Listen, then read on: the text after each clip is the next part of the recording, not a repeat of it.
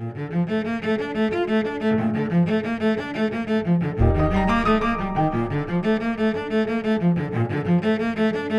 everyone, my name is Schultheis. I'm a painter and sculptor in Seattle, Washington. My background is in math and economics in education, but then I worked for years in front of whiteboards at Microsoft. I worked on Microsoft Excel and some of the large mapping systems.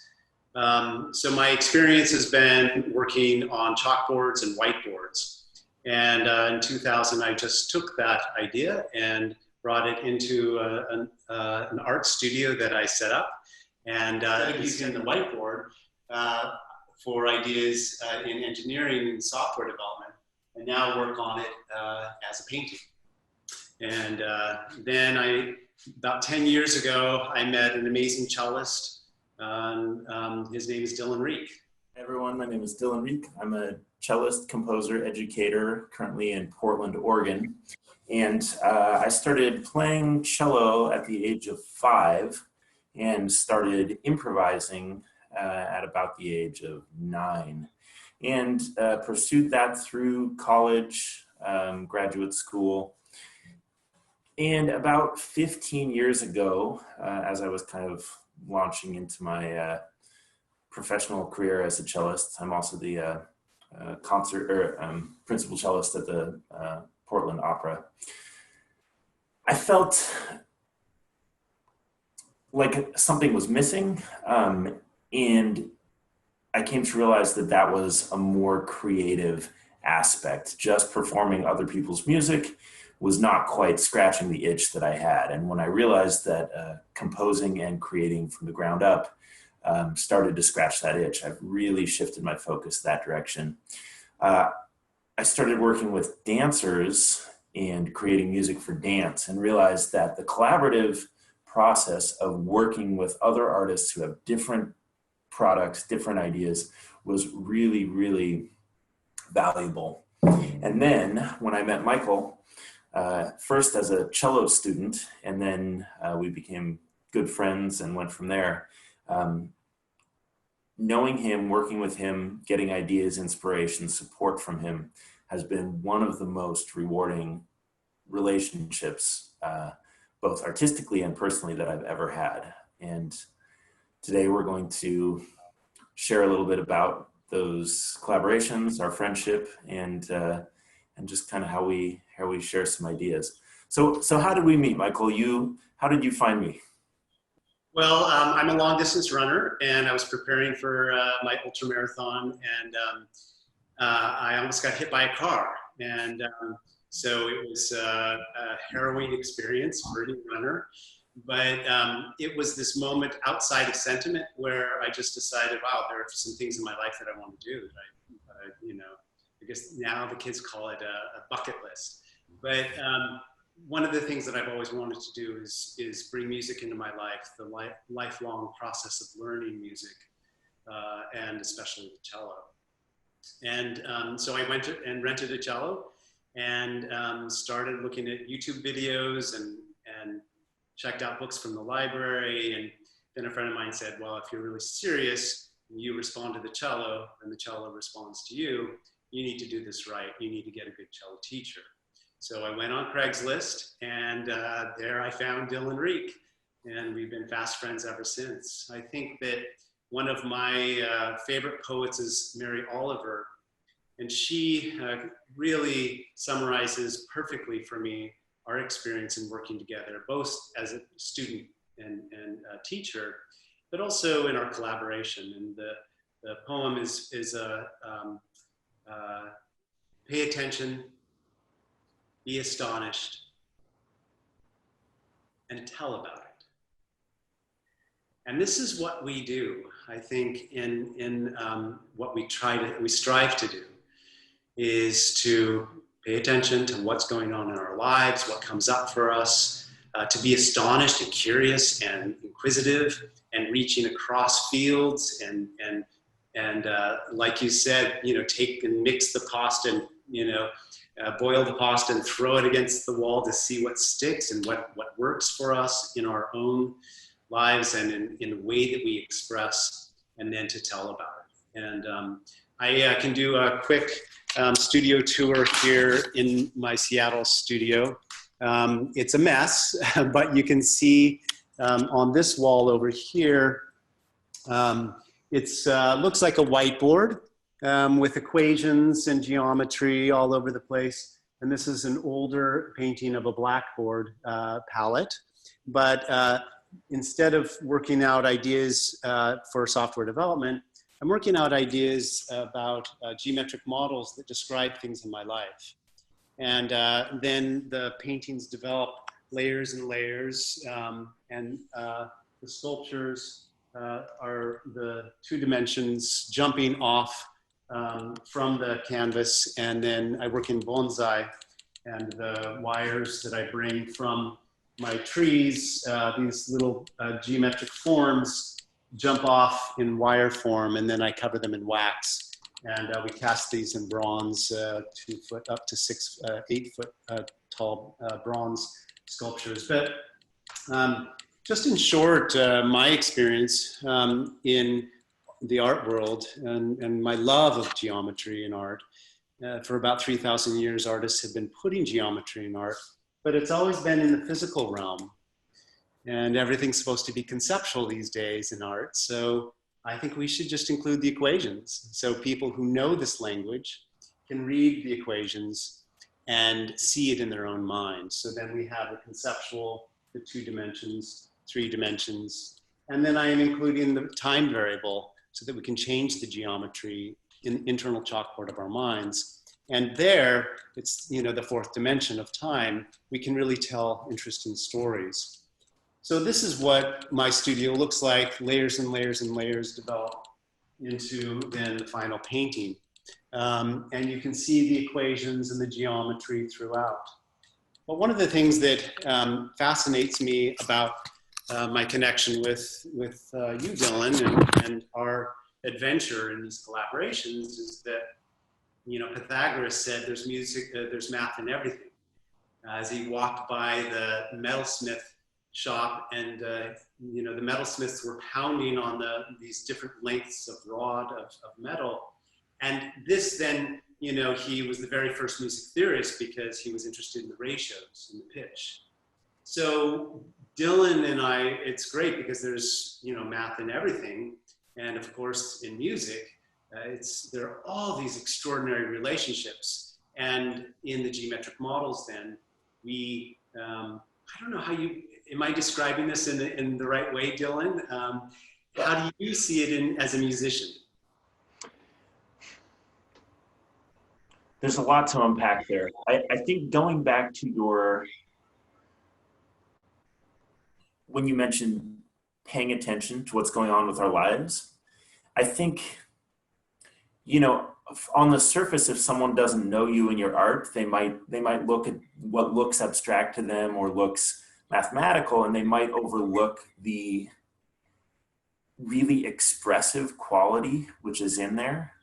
And that's something that I think you've really taught to me is, even if you have a concept, and sometimes I develop these concepts based on our conversation,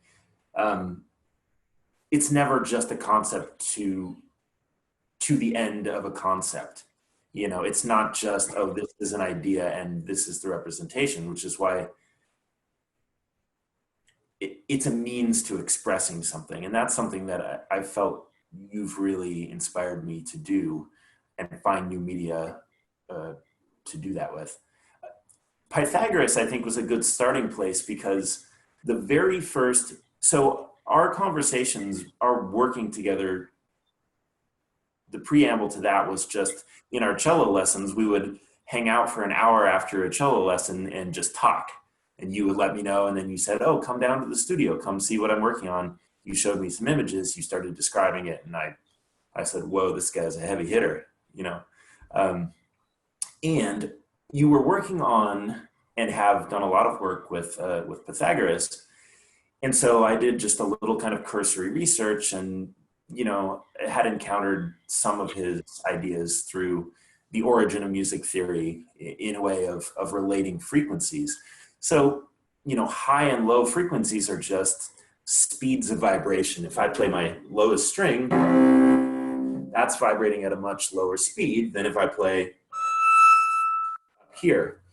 And Pythagoras, of course, thought that the whole world, which maybe it does, works on these simple ratios, and that would explain like the hand of God or something in the universe. But early on, I wanted to find a way to convey in an audible sense some of these ratios. So I did it through rhythm. For instance, this note is vibrating at twice the speed of this note. So you could relate those ratios in an audible sense by having the lowest note occurring at a rhythm that's half the speed of the upper note.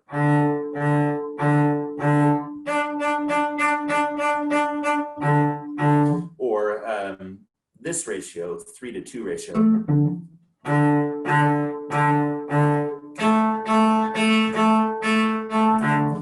And so that was kind of just the first little kernel of inspiration that I got from one of our conversations, and then that worked its way into our first collaboration, that quartet. Since then, we've gone a lot of different places, but that's an example of just a little kind of conceptual kernel that was something you turned me on to from what you were working on. I think that's a great example. And, I think one of the things that we're trying to do is, we wish everyone watching this could be in our studio or in your recording studio, but because we can't do that, what we're trying to do now is to allow everyone into the studio of our minds and to participate and understand kind of how we think, and not only about us, but how ideally other people can learn how to do this. And one of the things that's been fascinating too is that, for me, in my appreciation and love of economics, it's a social science, it's describing how people behave. I also think that there is an extraordinary narrative quality in math and geometry. And so, as an example, I'm going to put on my paint necklace here. As an example of one of the ideas that's a very simple geometric form that we return to all the time is this idea of, and it comes from Kandinsky, 1917, the concentric circles. So here are some concentric circles, and they're not as painterly as Kandinsky's. He has more color, but just like him, these circles are on the two dimensions, and they're they're relegated, they're corralled onto this canvas. But now a lot of art, people in the art world don't know the math, and that's okay. But here it is, I've drawn it for people, I've painted it for people to see.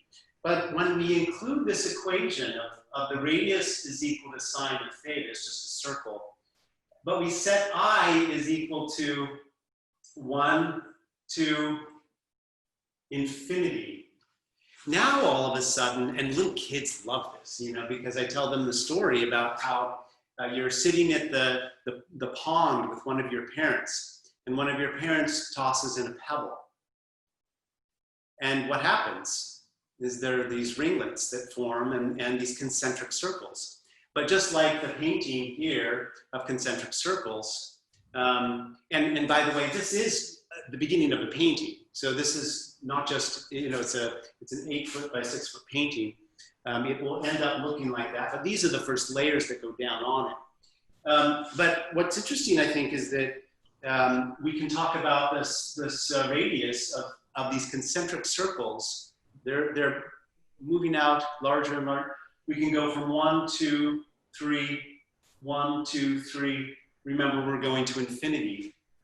4, 5, in our mind, 6, 7, 8, 9, 10. All of a sudden, we're off the canvas, and we're already touching Portland, where you're at, Dylan. And these concentric circles in our minds going to infinity. Kids love that. The circles are getting larger and larger and larger and larger, and they're touching where you were born.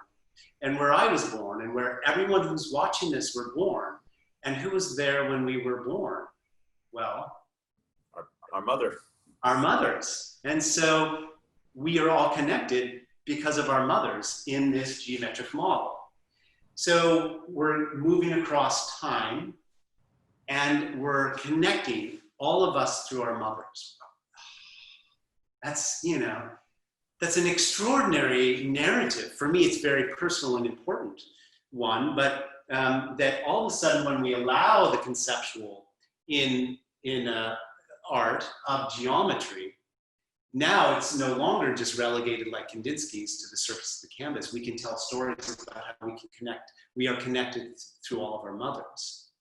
And so, one of the experiences that I've had with you, Dylan, is that then, okay, we talk about this geometry and then you start thinking about the composition and how that can work, the music theory, but we still are thinking about our mothers. And so it's not just an exercise in geometric form in completely, no, it has internal narrative quality, not only autobiographical, but biographical, that we can tell these extraordinary stories. And that's what we do, both in the geometry and the paintings, and then also in the compositions. And maybe you can speak to some of your compositions with regard to this. Well, just looking, so as Michael described that, my brain, of course, goes to music, and just thinking about the idea of a ripple in a pond. Okay, so as it spreads, these ripples are going to be further apart. And also, as the ripples get closer to the edge of the pond, they're going to have less intensity, right? As compared to when the rock hits the middle of the pond. So just looking at that, I think, how would I relate that to music? Well, perhaps you have a repeated gesture that the time is between the repeats is getting greater, but also as it spreads out, becomes more diffuse, maybe it loses some of its volume or some of its intensity through vibrato, which is something that we've been talking about, is new parameters that we can. So for instance, if I were looking at this, I have an idea of how I might do that, and now I can reflect on maybe my relationship with my mother or my history, or that spreading out through time, right? So incorporate a little bit of a emotional component. And how might I improvise this? Well, start when the rock hits the middle, and then the ripples start spreading.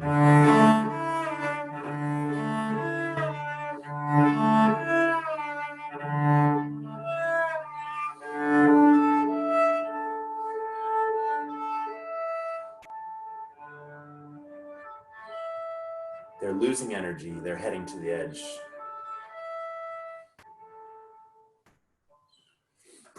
But they keep going, and if you can even reflect that in music, where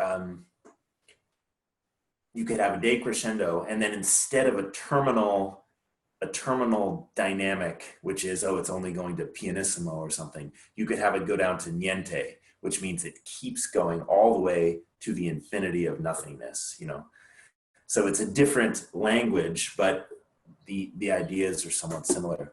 Michael, seeing the concentric rings reminded me of your idea. So as Michael and I were talking about the circle of fifths, which is it's just a way of mapping out the relationship of key areas or pitches that are related by the interval of a fifth.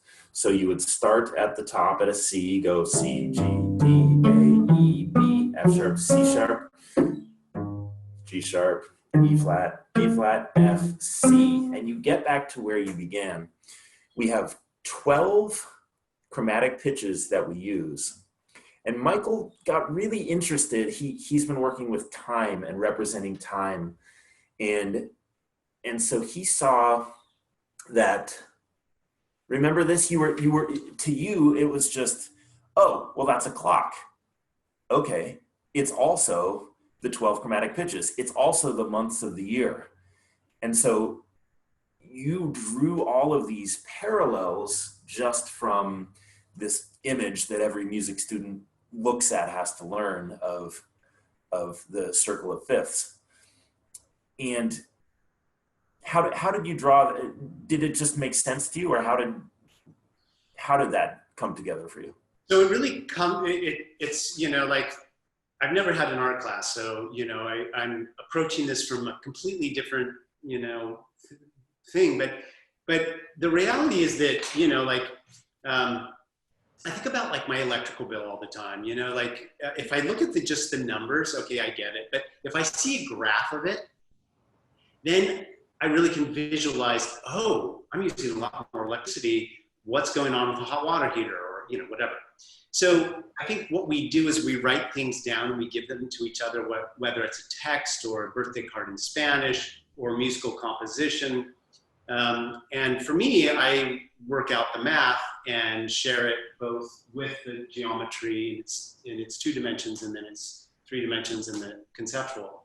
But one of the things that I'm fascinated with is how people connect with each other. And, you know, this is so, you know, we're all dealing with that right now. So it comes, the story for me is a very personal one, but it really comes from an allegory from ancient Greece, where Zeus comes down and slices the human in half goes east, half goes west, and we have to circumnavigate to find our other half on the other side of the world, or not. And we miss each other, and we have to circumnavigate around. Think of like a comet or moon orbiting. And so this is a very visual experience. And I think of like what do you call it? A tether ball, you know, on a pole. So here's a pole, and here's the tether ball on this side, and on this side, there's another one. This is person 1, and this is person 2. And if you bonk the ball on this side, it goes all the way around to the other side. And if you bonk the ball on this side, it goes all the way around to the other side. And can you see this okay? Does that show up? So it's really two bodies, 2 people trying to reach each other and bonk and connect.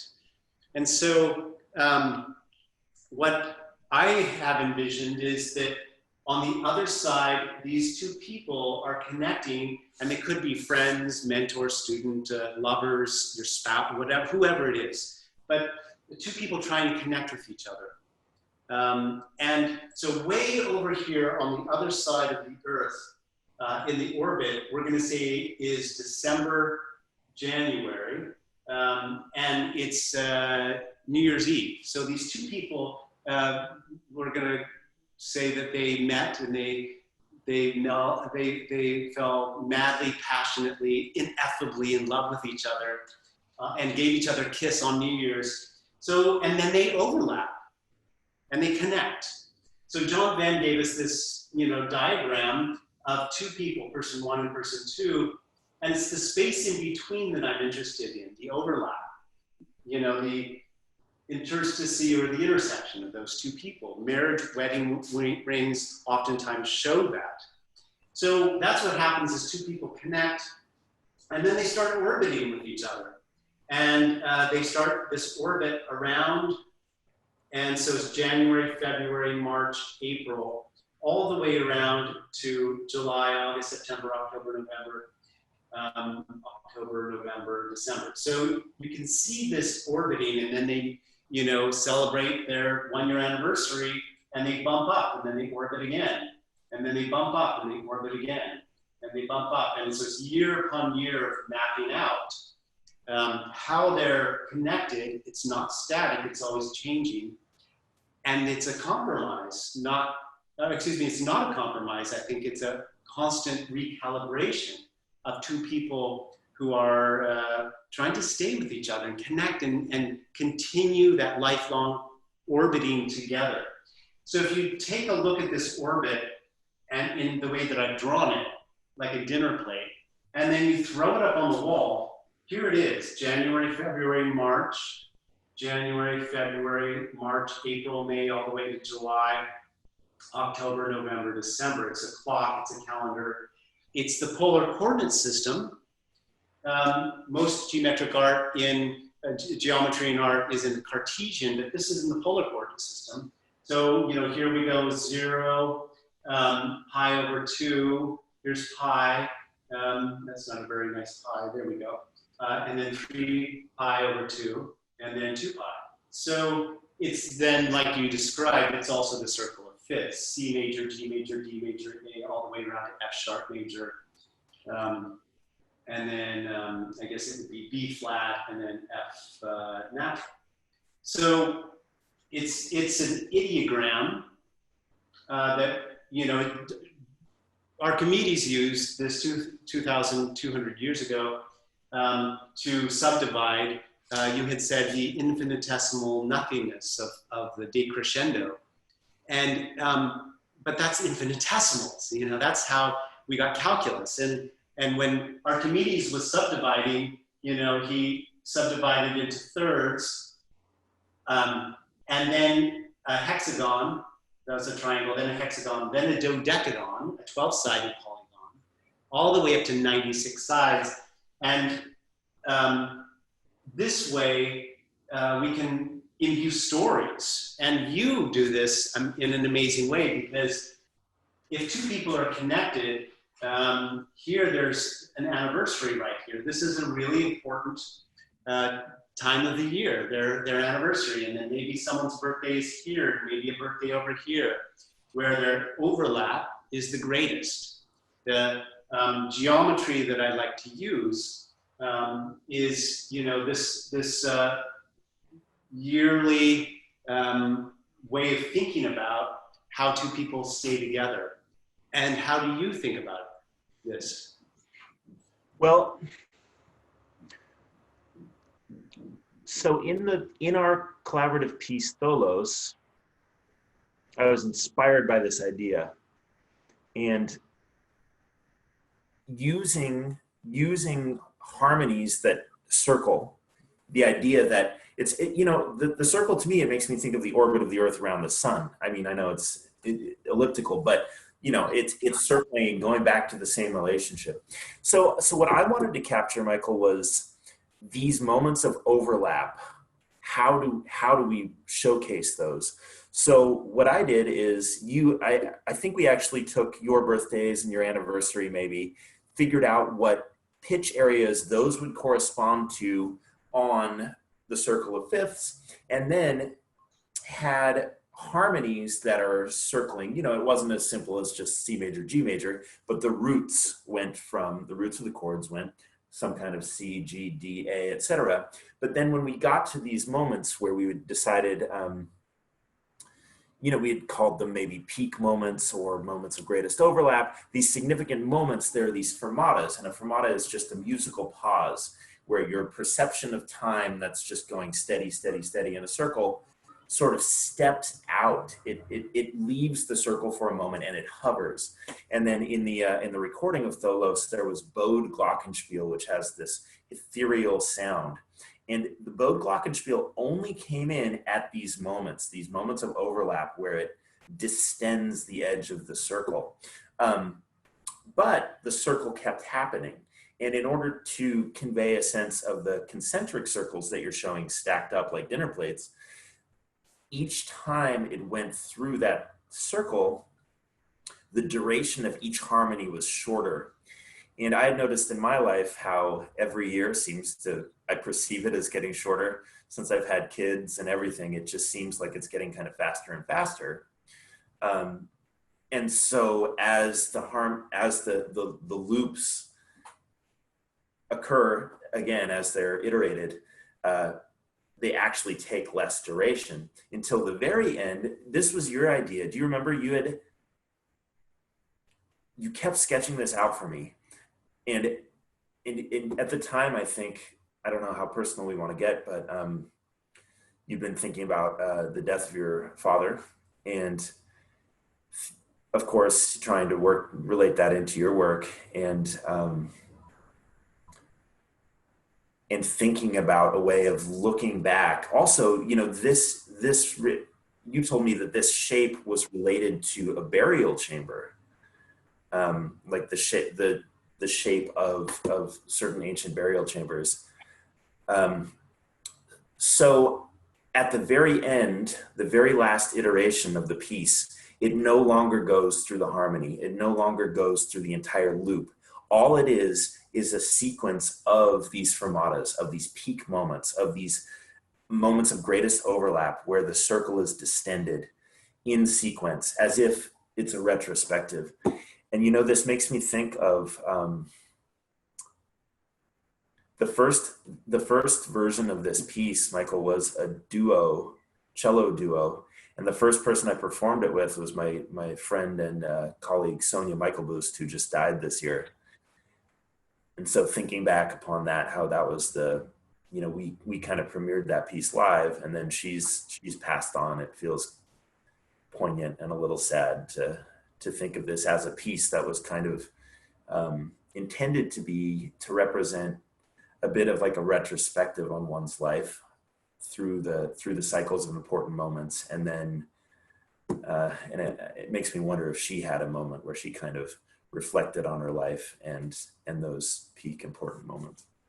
Yeah, I mean, I think that you brought up a good, question of how personal do we want to get with this. And I think that, I don't know if it's just kind of where I'm at in my life, my age, whatever.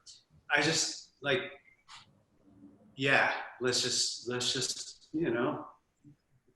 bare our hearts and how we make sense of our hearts, and what we're referring to is really this idea of, it's a behavioral economics theory of peak end. It's the peak end theory. And the idea is simple. It's like when you go to a sports game or, kind of whatever, but let's use a football game. We remember after the event, the peak moments, that famous, fantastic touchdown pass. And then we also remember the last moment. So it's the peak that we remember and the last moments. Yeah. And so, of course, the anniversary, January 1st, is when people overlap and have this, two people have this great connection in this model.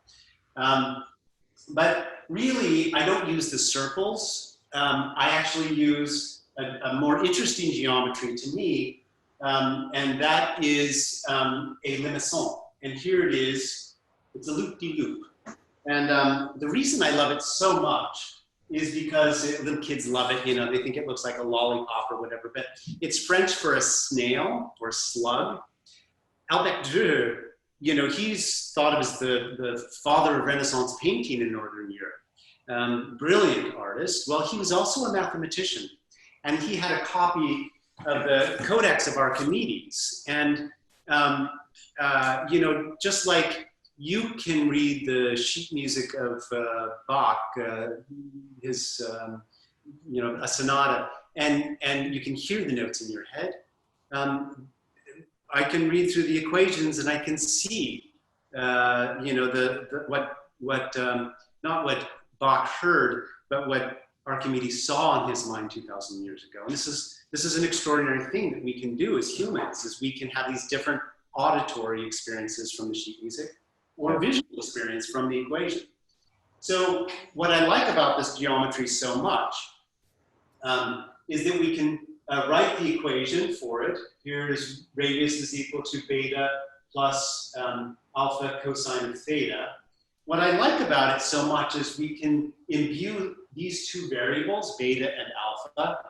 Beta controls the exterior and alpha controls the interior. And so we can think about it as our interior and our exterior as an ideogram that's a metaphor for the continuum of consciousness from Carl Jung, the Swiss psychoanalyst. And so we can really hold the exterior, our exterior, constant, and really focus on our interior, alpha, because beta is what we're born with, and alpha is what we do with it. So we can hold the exterior constant. I can't change the way that I was born, but I can change my interior and how present, how conscious I am. And then when I overlap with another person, if I am not very conscious and the other person has a huge consciousness, there's the overlap. It's the then overlap. But if we are both very conscious, then the overlap is enormous. It's the collective consciousness of two people. It's just a visual way that I can understand this using the geometry from 1471 from Avogadro.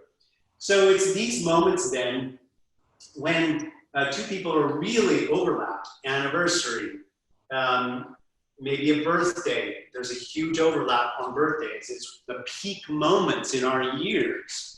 And, you know, my mother, for example, right now, she is quite along in years. She doesn't remember what she had for breakfast, you know, and sometimes I can't remember, but it always involves coffee, right? But what I try to do is remind her that it doesn't matter what she has forgotten. What she remembers is, here's November, right over here. She always made the most amazing Thanksgiving dinners. And so she remembers every single Thanksgiving, year upon year upon year upon year. And it's these moments that she remembers in her life. And her anniversary, let's see, October is over here to my late father. And so as I have drawn it, and back to your point, it really starts developing this geometry of our stacked orbits with another person in our lives. It really starts to show, it kind of looks like a gumdrop or a bird cage or something. If you look at the architectural structures in ancient Greece, really what these are these structures where people would go in and meet. It was where people would meet when they were alive, and then also they had the barrier chambers, so they would meet there when they were alive, and then also when they had passed. So these sanctuaries, it's called the tholos, T-H-O-L-O-S. This is the sanctuary of our relationship with another person over the course of our life, so we can actually visualize it. And for me, you know, the Dalai Lama says you have to visualize your consciousness. And, you know, this is how I do it over time. And it's not always this perfect. It's sometimes wonky, and maybe another person comes into your relationship and there's some jealousy or attraction. Maybe that's good. It pulls the. So it's just a way to think about and visualize our experience of traveling and orbiting with another person. And but what you were referring to is you know, the tholos. This is the sanctuary of our relationships. And then I'm going to draw. Here's the artist drawing stick figure. You know, a little stick figure. When I die, I look down upon all the years of orbiting with one person, and there's multiple menagerie about all these different people in our lives. It's a concentric circle of Kandinsky. And then, you know, so this is what we were talking about a number of years ago, and then you worked on a composition to this, and maybe you could speak to that, the Tholos composition you wrote and performed. Yeah, well, that was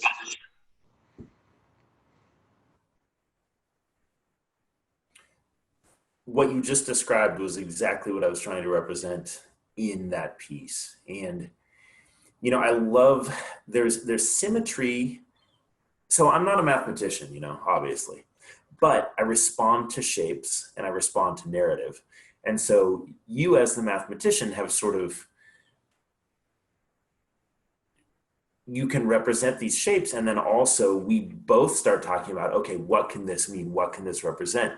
You know, in this situation, these concentric circles can represent the passing years. Each year we can find parallels from one year to another. We can highlight these peak moments, these highlights. I wanted to look at the Limaçon a little bit, because that was the first shape that, can you draw one with the interior loop at the bottom? Yeah. So with that shape, I saw a great symmetry. You know, if you were to put it sort of vertically, I started thinking in terms of musical score. And then there's a technique that Bach would use, and, you know, it's goes back to chant and earliest notated music, called retrograde, where musical notes, there would be an axis, and music is you know, graphed left to right. And so you could put in a vertical axis, and then whatever notes you had on this side and whatever rhythm, at that axis, that vertical point, you could have the same thing happen on the right. So what you end up having is actually in the score, this symmetry. So early on, I got to thinking, okay, so I can do that, right? It's retrograde. It's an old, literally the oldest composer trick in the book, right? It's one of the things they would do in church chant. But now, what if I have, you know, a large repeated section that happens over a large period of time? That could be the exterior loop. Now, what if I take those same notes, but I cut the duration in half, so it's much smaller, but I also, and then maybe put it in another octave, but also have that retrograde. So just like your limaçon, there's an axis in the middle that could subdivide both the interior and the exterior loop.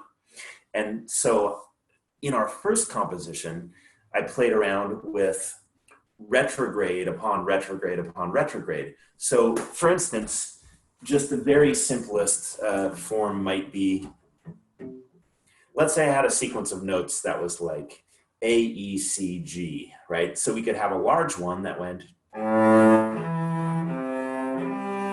and then in retrograde it would be, okay, so I have, that's a loop in retrograde. But then inside of that, I have one that's at a faster note level. And then you can change those ratios. Maybe you have a very large loop.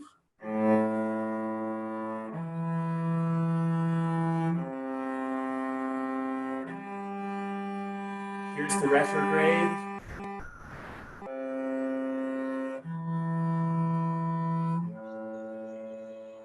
But then as that large loop is getting to the point, the axis, you have the interior loop that's very fast. And so you can play around with those relationships. They're already related in that they may have the same exact pitch area, or maybe they're related by a certain harmony. But I've been very interested in time and symmetry.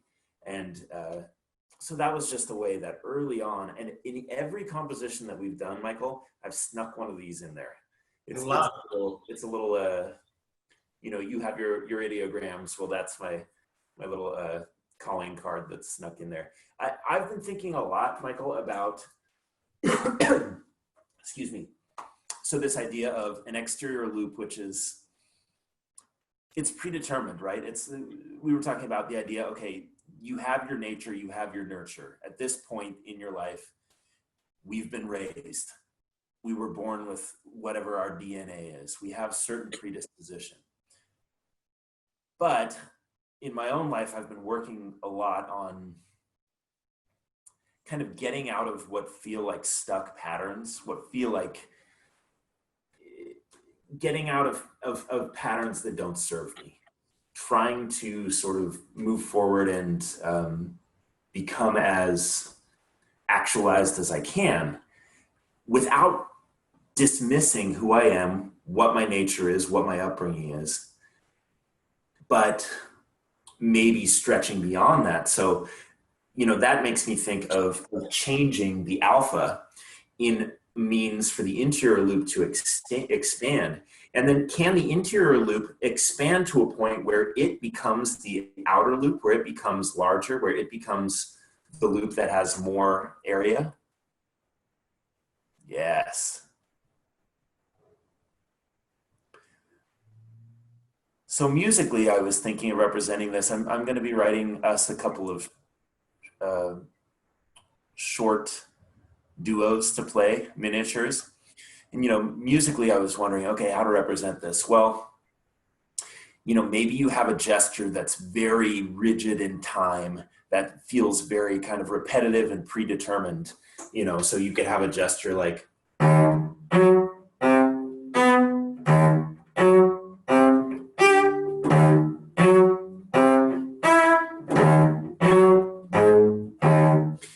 so you have something that's repetitive and sort of martial and just feels like it's not to be bent. And And for an interior loop, maybe you have a phrase that at first is very married to the rhythm or the harmony that was dictated by that gesture, right? The idea that maybe your interior is not very developed and you are subject to what comes before, you know, the limitations of your DNA, your upbringing, your knowledge. But maybe that line, a more fluid line, a more legato line, can actually push and pull and stretch away from, I wish I had another of me to play along with, or I'd pre-recorded this, but you know, maybe you can imagine if you have like a,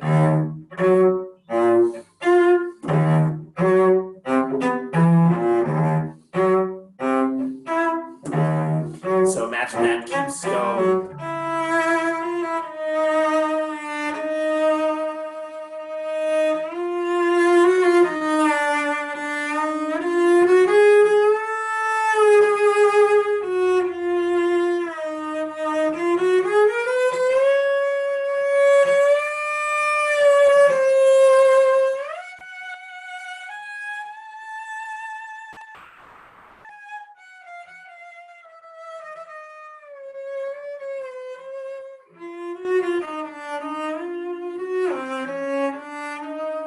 So it becomes a little more capricious and bends the edge of that. Yeah. Anyway, you've had so many different meanings and metaphors for what the limison can mean, the interior loop being interior exterior consciousness, the way those overlap. Recently, I've just really responded to this idea of what you're born with, what you do with it, because that's been resonating with me where I am in my life and trying to. So if I can tell that story and, you know, and maybe react to the geometry. I mean, the not being a mathematician, I feel like you are a translator in some ways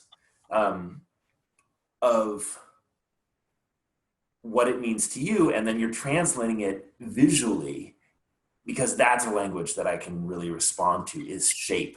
And I've actually been looking at images of your work or the drawing, the line that you sent me, and just improvising from a state of, okay, I'm not going to force myself to have a concept of, you know, what it means to represent this shape. It's just that shape is here.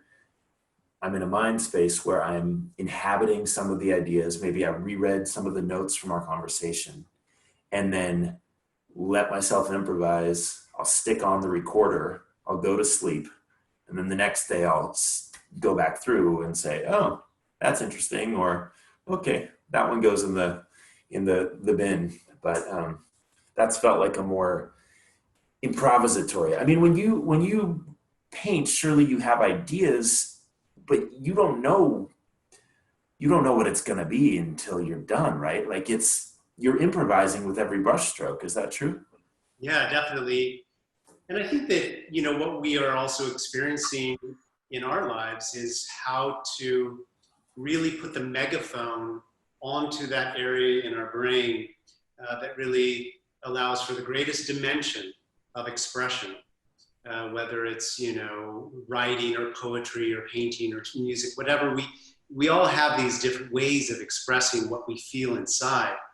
And to your point, you know, like in, was it 1963, I think Della Maria in New York had this exhibition of circles, squares, and triangles. These are so often used in art, but it's all in the physical realm.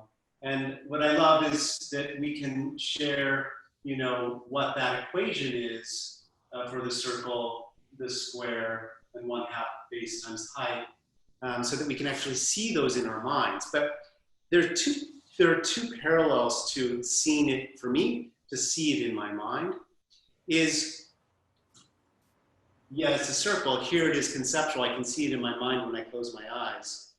And that's what I tell with the limaçon all the time, you know, to little kids, big kids too, is that, you know, the interior and the exterior is what you see when you look in the mirror. The interior is what you see when you close your eyes. Mm.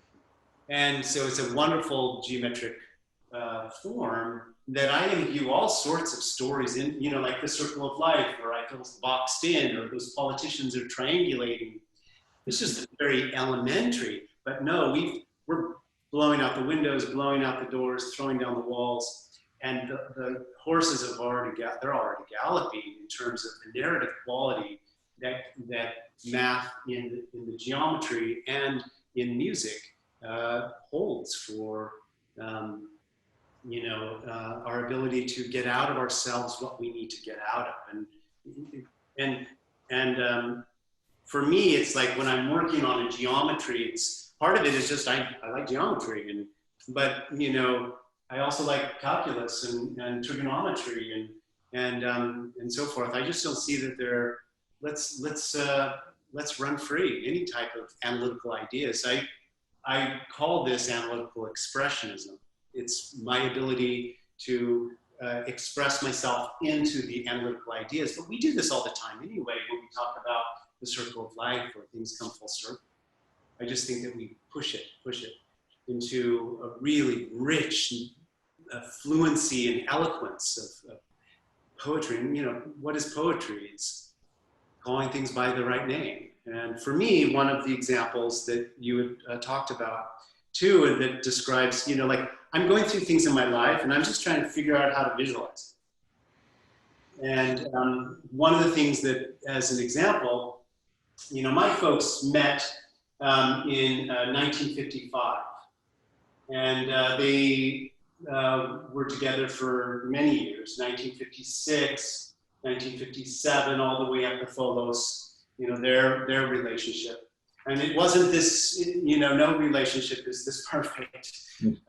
It's, you know, more of a dance. And we did a whole collaboration on dancing, of pirouettes, of like a ballet dancer spinning around with the limaçon in each hand, you know, spinning as it's spinning here around the axis of the body. But my parents, you know, 1955, 56, 57, all the way up to 2016 is when my father died. And, you know, it was my first, you know, parent to pass, and it was, yeah, you know, it's very full. And the first thing I did is I came, you know, running to the studio to work out, okay, what does this mean for me? And how do I get out what I'm feeling so that I can be liberated from those extreme, strong emotions? And so I talked with my mother, and she, you know, I said, what is this like for you? You know, she said, well, I miss your father. And I said, yeah, but you know, I'm an artist. So I want to know more. Tell me more. What is this like? I said, you've been where I am. I've never been where you are. So I want to know. Teach me how to think about this. What's going on for you? And she said, well, you know, I miss how I saw myself in your father. And that's poetry. How we, in relationships, connect, and then we bring out the better side. And so then she taught me what is mercy in relationship and forbearance. And she said that, you know, yes, the interior and the exterior is what I was working with, but then she said, you know, I'm still connected. Here's her interior and her exterior. And she said, I'm still connected to your father. He's no longer with us, the exterior. But she said, I'm still connected to your father, but from the other side. So for me, this geometry wraps around. It's this full experience of wrapping around, going from one side to the other side, whatever that means for people. For me, it's this geometry that makes sense. And so in every painting, I include this as an homage to that idea, and how it really taught me about how I need to be in relationships and be fully conscious and connected with other people. So, you know, it's interesting. I mean, I think a lot of people have this misinformation that we're left brain or right brain. No, we're both brains. We don't have lobotomies. We can make these connections across. And what I love, Dylan, so much is our friendship, our connection.